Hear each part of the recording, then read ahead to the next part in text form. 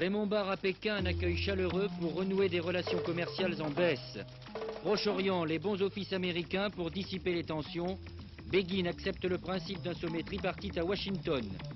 Valéry Giscard d'Estaing et le téléphone, un véritable instrument de fraternité dans une société de communication. Monique Pelletier, nouveau secrétaire d'État à la justice, remet son rapport sur la drogue au président de la République. Elle est l'invitée de notre journal.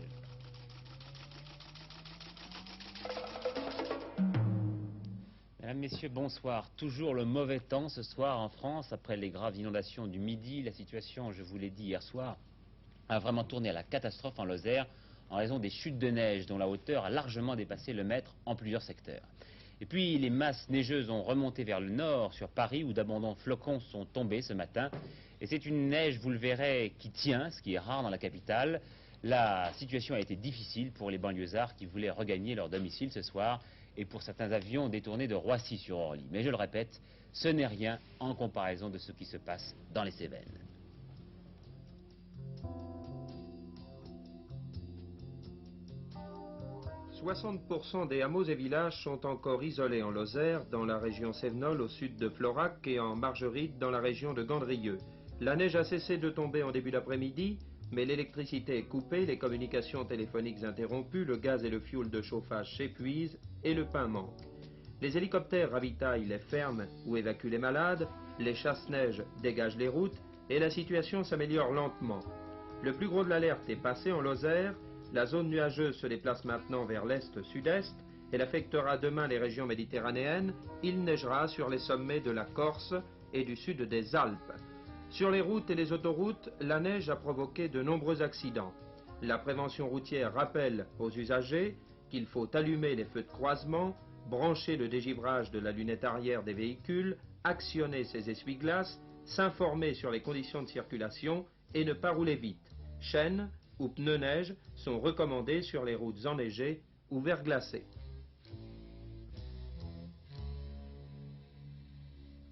Oui, la Lozère où j'annonçais hier la mort de 3 personnes, dont un jeune homme qui regagnait son village à pied. Alors Martine Alain-Regnault, on meurt plus tellement de froid quand même en France. Non, on meurt très rarement de froid, non seulement en France, mais dans le monde. C'est une mort exceptionnelle. Encore qu'on a vu qu'aux États-Unis, ces derniers temps, il y a eu 20 morts dans une vague de froid. Oui, mais je crois qu'il n'y a pas une maladie qui tue moins que le froid, j'allais dire. Nous sommes très résistants. Notre organisme a des moyens de lutte efficaces et quand vous grelottez, en fait, vous vous réchauffez. Mais surtout, l'homme a des défenses externes assez importantes, comme les radiateurs dans une voiture, les pullovers, et ou bien il fait la course à pied pour se réchauffer. Tous les moyens lui sont bons et de façon générale, il résiste très bien. Même le frisson quand on a la fièvre. Oui, son objectif, c'est 37 degrés à l'intérieur. Et tant que vous avez 37 degrés à l'intérieur, rien ne se passe. Alors de temps en temps, les conditions sont si extrêmes, si terribles, que vous n'arrivez plus à maintenir cette température interne.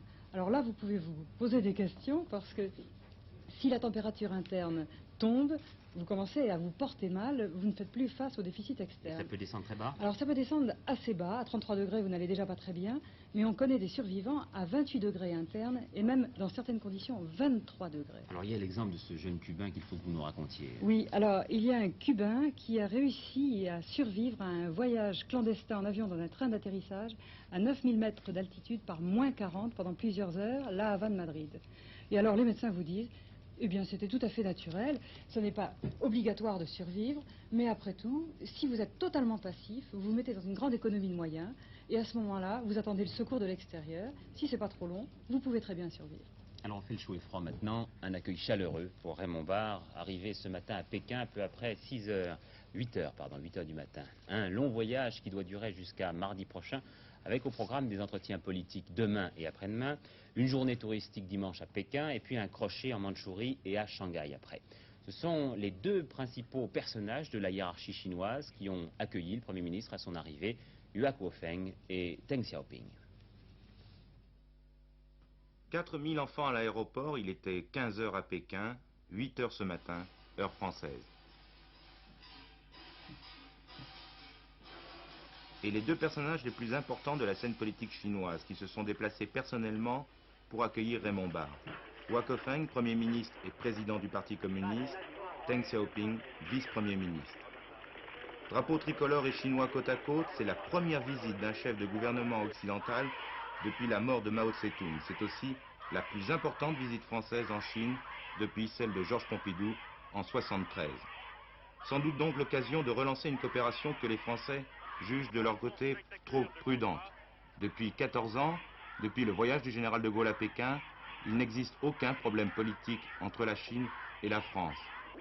Mais la France n'est encore aujourd'hui que le 13e fournisseur commercial de la Chine. Au dîner offert ce soir par le vice-président du Parti communiste chinois, M. Deng Xiaoping, au Premier ministre français, M. Raymond Barre, à son épouse et la délégation française dans la vaste salle des banquets du Palais du Peuple, les toasts et les discours ont surtout porté sur les problèmes de politique étrangère. Le vice-président Deng Xiaoping s'en est pris à l'hégémonisme des grandes puissances. Le point clé stratégique de la lutte contre les superpuissances se situe en Europe, a-t-il dit. Et sans nommer l'Union soviétique, il a invité à redoubler de vigilance pour parer à une guerre d'agression. Selon le vice-président chinois, seule la présence d'une Europe unie et plus puissante peut atténuer cette menace belliqueuse. Il représente ainsi un thème cher aux Chinois, l'Europe, contrepoids politique, économique et militaire face au bloc communiste dans la partie occidentale du globe. Le Premier ministre français, M. Barre, en faisant le tour des conflits qui agitent la planète, a rappelé les principes de la politique extérieure française et a souligné le rôle de la France dans la construction européenne. Restons à l'étranger avec les suites du coup d'éclat d'Anwar el-Sadat qui, hier soir, je vous le disais, rappelait de Jérusalem son ministre des Affaires étrangères. Aussitôt, Jimmy Carter demandait aux deux parties de renouer le dialogue, mais le fossé se creusait entre Égyptiens et Israéliens. Anwar el-Sadat dénonçait les manœuvres dilatoires de M. Begin, et Menahem Begin s'en prenait tout à la fois aux pressions américaines et aux déclarations égyptiennes sur le Sinaï et Jérusalem.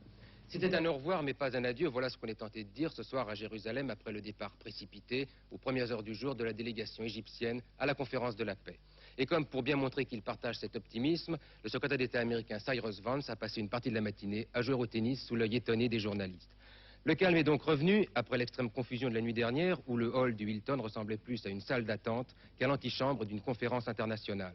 Sans doute Menahem Begin est-il resté très ferme aujourd'hui à l'égard de l'Égypte, mais il a tenu à préciser qu'il gardait la porte grande ouverte et qu'il ne ménagerait pas ses efforts pour la reprise des négociations. Nous ne comprenons pas la réaction du président Sadat, a redit le numéro 1 israélien. Nous étions en effet tombés d'accord sur 5 des 7 points de la déclaration d'intention présentée par la délégation égyptienne. Quant aux autres exigences, elles étaient inacceptables. Il a rappelé la position de son gouvernement, démilitarisation du Sinaï et maintien des implantations israéliennes, pas d'État palestinien en Cisjordanie, ce serait une base soviétique, a précisé M. Begin. Quant à la division de Jérusalem, le Premier ministre israélien a balayé cette idée d'une phrase. Les Égyptiens ne manquent pas de culot, a-t-il dit. Alors ce soir, on se demande ici sur quelle base pourraient reprendre les négociations. Une chose semble en tout cas probable, s'il y a de nouvelles négociations, elles se feront dans la plus grande discrétion. L'impression qui prévaut, c'est que chacun tente d'évaluer sa force de résistance. Israël en refusant les pressions et l'Égypte en restant sur ses positions, chacun comptant plus ou moins sur Washington pour débloquer la situation.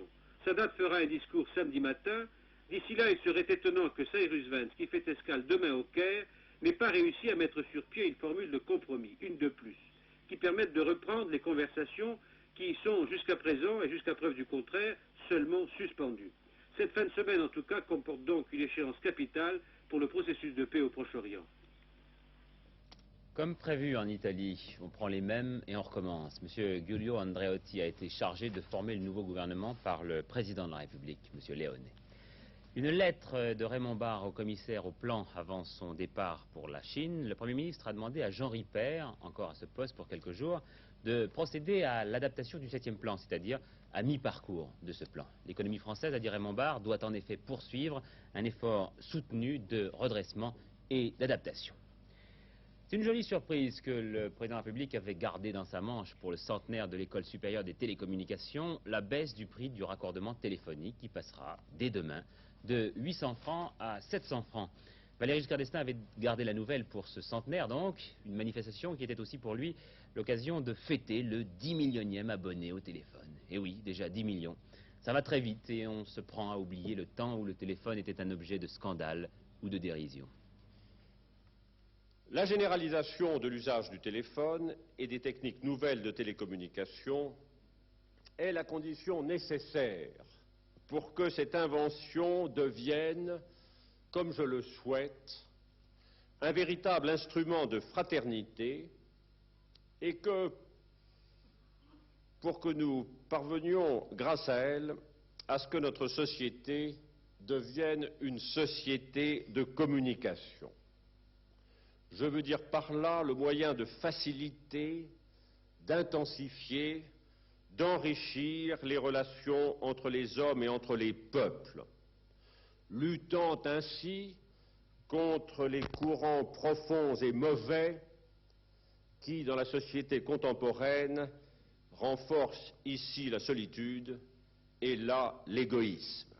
Le 10 millionième abonné habite à Ruffec, dans la Charente. Et avant que l'information ne soit connue, Jean Pézieux avait voulu savoir ce que le téléphone avait pu bien changer dans la vie d'un petit village. Regardez. Étape de Jeanne d'Arc et de Charles VII sur la route de Reims, détruite en 1916. Après un passé tumultueux, Vély, dans l'Aisne, est aujourd'hui une bourgade sans histoire, où se côtoient commerce, petite industrie et retraités. Sur ses 1800 habitants, le tiers ont le téléphone. Parmi les nouveaux abonnés, monsieur et madame Beauvais. Lucienne s'occupe du troupeau, André de la culture. Ce jeudi, Lucienne Beauvais confirme à ses enfants la réunion familiale du week-end.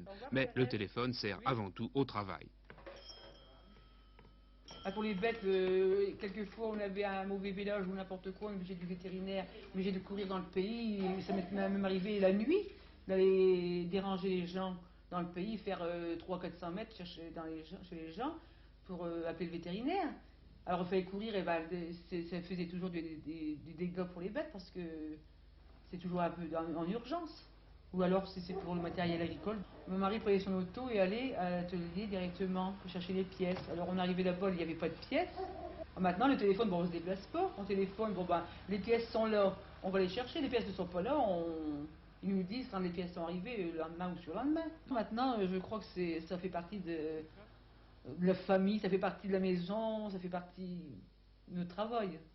Même que j'arrêterai un jour mon travail, ben je crois que je garderai le téléphone parce que c'est indispensable, même pour la vie familiale.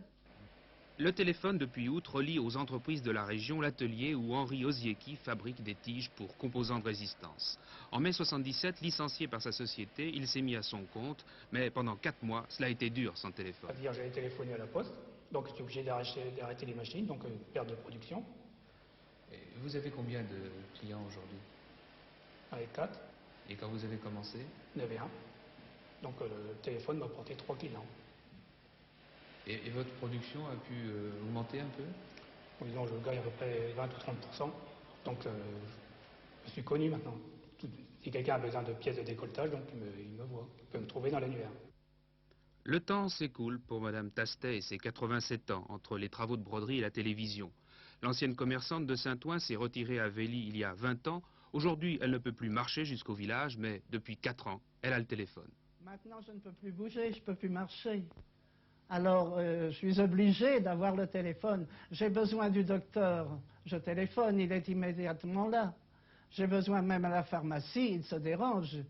J'ai besoin au supermarché, il me livre. Quand on a le cafard un peu, comprenez-vous, eh bien on prend le téléphone quand on ne peut pas écrire. C'est utile, vraiment. Je me demande comment font les gens qui sont dans la campagne et qui sont âgés. Je me demande comment ils font. Chaque jour ouvrable, on pose 10 000 lignes nouvelles. Il faut moins de 8 mois en moyenne pour être raccordé aujourd'hui, 2 fois moins de temps qu'en 1974. En 1982, le délai sera de 3 mois et alors on sera passé de 10 millions à 20 millions d'abonnés. Après des années d'inaction, la France met les bouchées doubles, élaborant des techniques de pointe comme la commutation électronique reposant sur les circuits imprimés, ici le système E10. Les nouveaux systèmes équiperont la moitié du réseau dans 5 ans. Ils nous valent dès maintenant d'importants contrats avec l'étranger. Tout irait pour le mieux si la qualité du service était à la hauteur de cet effort en quantité. Or, réseau saturé, renseignements tellement encombrés que le 12 ne répond plus, les sujets de mécontentement ne manquent pas pour les usagers. C'est surtout la facturation qui pêche. 100 000 contestations par an qui ne s'amenuiseront qu'avec la facturation détaillée. Elle est promise pour l'an prochain. Puis quand même une autre ombre au tableau, la grève des télécommunications annoncée par la CGT pour la semaine prochaine. J'ai dans les mains un rapport qui, il y a quelques heures à peine, vient d'être remis au président de la République. C'est un rapport que l'on attendait, celui de la mission d'études sur la drogue. Souvenez-vous, il y a 6 mois, le chef de l'État l'avait demandé à Monique Pelletier parce que le problème prenait en France des allures de fléau. Eh bien, depuis quelques jours, vous le savez, Monique Pelletier est secrétaire d'État, mais comme promis, elle a déposé ses conclusions que nous résume maintenant Jean-François Luciani. Nous allons écouter les conclusions donc de ce rapport remis par Madame Pelletier au président de la République. Première confirmation, la plus grande partie de la drogue, opium et héroïne consommée en France vient d'abord d'ici, du triangle d'or situé aux confins de la Birmanie, de la Thaïlande et du Laos. Et elle est acheminée vers Amsterdam, plaque tournante de la drogue en Europe, par des trafiquants internationaux. Reste que le marché de détail est assuré par un trafic de fourmis, par des usagers revendeurs qui ne font l'objet d'aucune organisation véritable. Deuxième confirmation, c'est, si l'on ose dire, la démocratisation de la drogue. La consomment les jeunes gens issus de tous les milieux sociaux. Le rapport souligne d'autre part que c'est un phénomène grave, permanent et profond, avec lequel il faudra vivre pendant une longue période.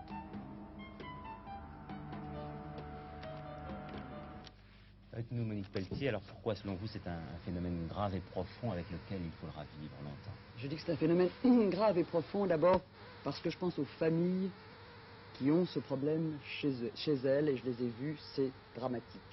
Mais c'est un problème que nous ne voulons pas, que nous ne proposons pas de continuer à isoler. Ce ne doit pas être un mythe, ce ne doit pas être un objet de terreur, c'est un problème social avec lequel nous devons vivre. Il s'agit d'une forme d'inadaptation des jeunes, c'est une des expressions de cette inadaptation parmi d'autres. C'est ce qu'on pourrait appeler la crise dépressive de la jeunesse? Vous savez, c'est une conduite de fuite. N'est-ce pas? C'est plus du tout la drogue des artistes qui étaient en quête, une sorte de recherche visionnaire. Ce n'est même plus une démarche contestataire. Dans la plupart des cas, c'est un comportement de fuite. On ne supporte pas le quotidien, on cherche à être autrement, on prend un produit. Parmi les propositions que vous formulez, il y a la prévention. Vous dites qu'il faut développer la recherche sociologique, médicale sur la drogue.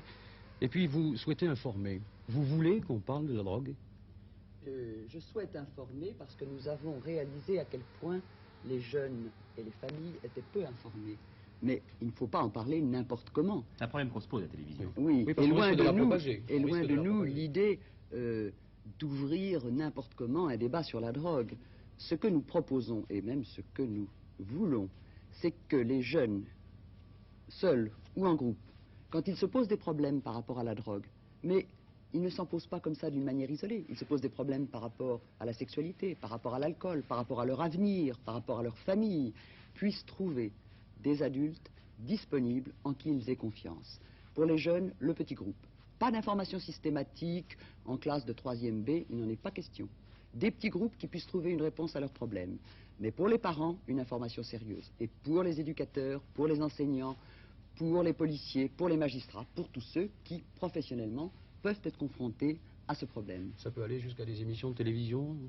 Mais bien entendu, mais plutôt dans le cadre d'émissions éducatives. Vous savez, je pense que la télévision a un rôle majeur dans toute cette affaire et qu'il ne faut pas d'émissions dramatiques, passionnelles, de débats d'école qui n'intéressent vraiment personne. Il faut des émissions qui intéressent les familles. Et qu'est-ce qui intéresse les familles? C'est de comprendre les adolescents, de savoir comment on doit se comporter. Et je crois que là, il y a un grand progrès à faire et que ce n'est pas forcément ennuyeux de parler de problèmes éducatifs. Alors comment faut-il réprimer maintenant? En octobre, vous disiez que vous étiez contre toute libéralisation. Mais nous sommes contre toute libéralisation. C'est-à-dire toujours des peines de prison? Non. Nous souhaitons être nuancés, n'est-ce pas? Il y a autant de cas de figure que de comportements différents. Il est bien évident qu'il ne faut pas prendre le même outil et la même matraque pour un fumeur occasionnel de hashish, pour un grand trafiquant d'héroïne. Oui. Par exemple, pour le hashish, pour les consommateurs de hashish, vous souhaitez supprimer l'emprisonnement? Non, nous pensons que l'emprisonnement n'est pas une mesure adéquate pour dissuader un jeune de prendre du hashish. C'est le mettre dans un milieu à risque. Nous pensons qu'il est bien préférable, par la prévention, par l'information, par la prise en charge au niveau du conseil personnel, que ce jeune soit dissuadé. Nous pensons que l'usage du hashish n'est pas bon. Je vous remercie. La politique maintenant, les temps ne sont toujours pas à l'apaisement du côté de la majorité. Hier soir, je vous le rappelle, le RPR a décidé de présenter 10 nouveaux candidats contre leurs alliés. Et ce matin, à France Inter et dans la lettre de la Nation, Jacques Chirac reprochait à Raymond Barre sa complicité dans la constitution de ce qu'il a appelé une coalition fractionniste de la majorité. Avant tout nouveau sommet, il demandait à ses partenaires de reconnaître leurs torts. Dans ces conditions, on se demande si vraiment aura lieu cette rencontre des responsables de la majorité proposée aujourd'hui encore par Bertrand Motte, le président du CNI. D'autant que les non-RPR annoncent à l'instant de leur côté la publication d'une nouvelle liste de 30 candidats donc candidats communs qui seront à côté des candidats RPR. Alors cela n'empêche pas Jean-Pierre Soisson, le secrétaire général du Parti républicain, de regretter que l'appel à l'union de la majorité, lancé tout à la fois par le chef de l'État et le Premier ministre, n'ait pas été entendu. Et Michel Dornano, qui se voit opposé à un candidat RPR dans le Calvados, ne semblait pas tout à l'heure vouloir jeter de l'huile sur le feu. Ce qui compte, ce n'est pas mon cas personnel et ce n'est pas en fonction de questions personnelles que je réagis. Je réagis en fonction de l'intérêt général et de l'intérêt de la France. Et l'intérêt de la France, c'est que la majorité gagne. Par conséquent, vous m'entendrez parler de l'union nécessaire de la majorité. Vous ne m'entendrez pas polémiquer avec les autres partis de la majorité, mais par contre, vous allez m'entendre parler de mes adversaires, de nos adversaires, c'est-à-dire le Parti socialiste et le Parti communiste, et ça je vais le faire tout au long de cette campagne. Par conséquent, je n'ai pas l'intention de me tromper d'adversaire. Monsieur le ministre, on a quand même l'impression que vous faites un petit peu le gros dos en ce moment. Est-ce que ça va durer longtemps? Écoutez, les choses sont nettes. À partir du moment où on veut qu'il y ait une atmosphère d'union, il faut accorder ses actes avec ses paroles. Je parle le langage de l'union. Eh bien, ce matin, au comité directeur du Parti républicain, j'ai proposé, et cela a été décidé, que nous nous en tenions pour notre part aux accords qui ont été passés avec tous les autres partis de la majorité, notamment en ce qui concerne les candidatures uniques. C'est clair. Jean-Pierre Fourcade, de son côté, le président des clubs Perspectives et Réalité, a souhaité que les partis de la majorité rédigent une plateforme politique commune. Et puis François Mitterrand, dans l'unité d'aujourd'hui, a eu un petit commentaire sur la baisse de la cote de la majorité. C'est, dit-il, parce que le gouvernement n'est pas crédible. Début de polémique à la suite de la création d'une association qui a pris le titre de Légitime Défense. Un titre qui dit bien ce qu'il veut dire. Il faut réagir par soi-même à la vague de violence en France. Une association créée par des policiers, mais aussi, et cela c'est peu surprenant, par des magistrats. Le plus connu d'entre eux n'est pas n'importe qui, il s'appelle François Romerio. Jusqu'à l'automne, il était encore président de la Cour de sûreté de l'État. François Romerio qui se défend d'avoir voulu créer une association de gros bras ou bien une milice. On s'occupe beaucoup des malfaiteurs. On recherche dans leur passé ce qui peut atténuer leur responsabilité. Même s'il n'y a rien, on finit par trouver quelque chose. Mais la victime, elle, personne ne s'en occupe. Elle peut avoir été volée, violée, mutilée, assassinée. On n'en parle même pas. Alors nous avons pensé, nous, que la balance de la justice doit avoir un fléau horizontal et que par conséquent, puisqu'on s'occupait tellement des malfaiteurs, il fallait qu'il y ait tout de même un certain nombre de personnes qui s'occupent des victimes. Et c'est pourquoi nous avons créé cette association que nous avons appelée Légitime Défense. J'insiste sur ce mot légitime parce que j'ai tenu moi-même à ce qu'il soit le premier de notre titre pour bien marquer que nous entendons rester dans la légalité la plus absolue. Il ne s'agit pas de gros bras, il ne s'agit pas de groupe d'autodéfense, il s'agit d'une association absolument légale et qui entend appuyer ses arguments et son action uniquement sur les lois et sur les codes.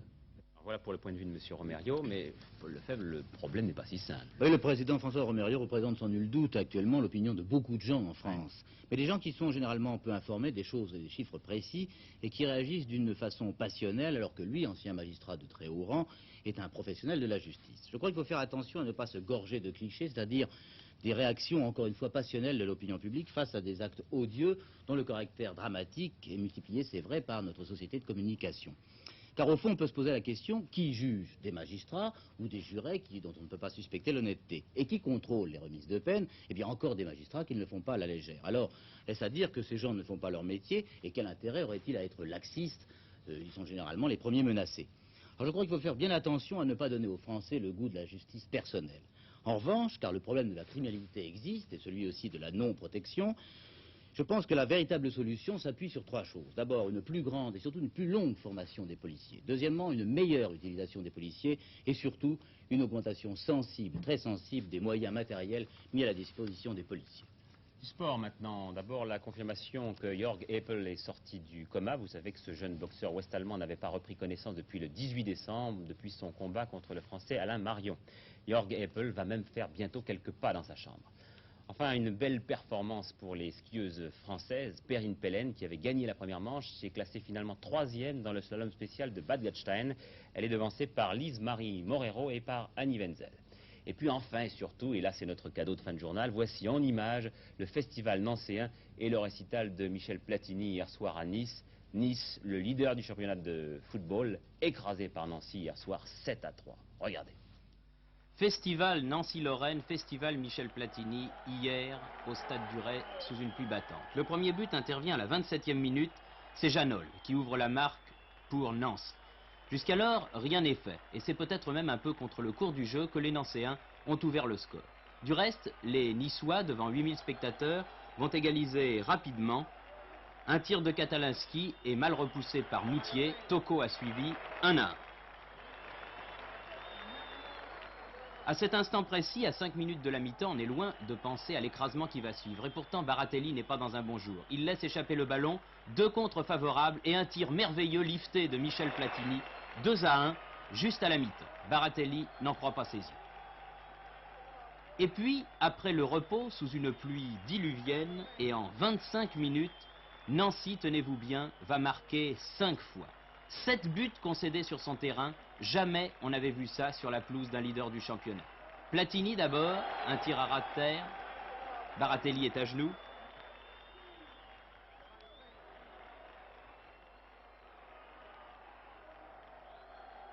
Platini encore, sur une ouverture de l'arrière Radzinski, 4-1, comme à la parade.